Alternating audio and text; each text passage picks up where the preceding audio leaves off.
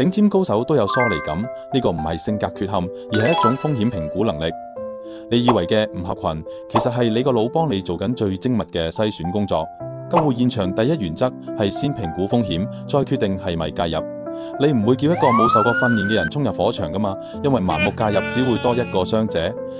社交都係一樣道理，疏離感就係你嘅避險機制，係用嚟識別邊個先可以進入你安全範圍嘅第一道防線。好多人以為社交係越多越好，但你要知，每一個入到你世界嘅人都會消耗你嘅認知資源。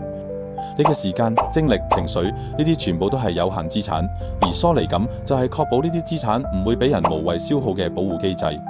所謂嘅慢熱，其實係你個腦喺度做緊風險評估，佢喺度睇呢個人嘅價值觀同你係咪一致，佢嘅能量同你夾唔夾，佢嘅需求會唔會變成你嘅負擔。如果呢啲評估做唔好，你之後可能要付出幾年嘅情緒內耗做代價。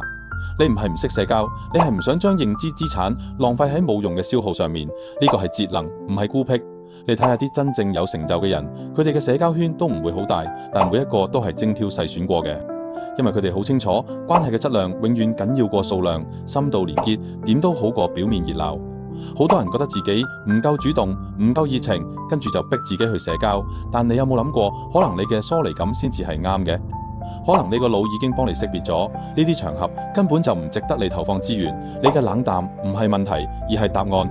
真正嘅溫柔係將善意留翻俾通過咗風險評估嘅人，呢個係對人力資產最高級嘅規劃。當你明白疏離感嘅價值，你就會停止懷疑自己。你唔需要逼自己變得合群，你需要嘅係尊重自己嘅篩選機制。因為你嘅能量好珍貴，你嘅時間好有限，你有權選擇邊個先值得你真正去投入。